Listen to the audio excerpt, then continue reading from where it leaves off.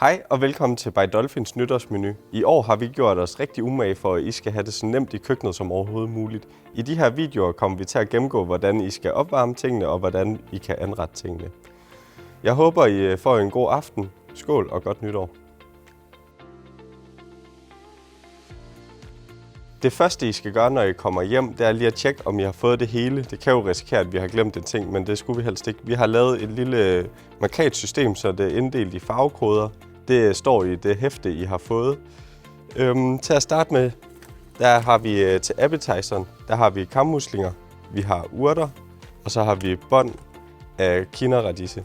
Til forretten, der har vi surdejsbrød, vi har urter, vi har smør, vi har blomkålspuré, vi har blomkålskrydité, så har vi vores fisk, og vi har vores brunede smørsauce med hasselnødder.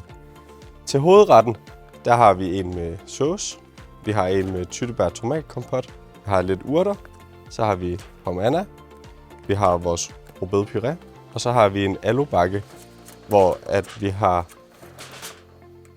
noget kød og nogle rødbeder i.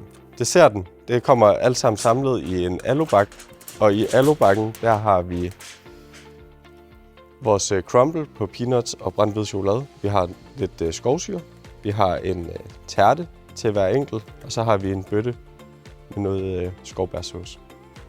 Velbekomme.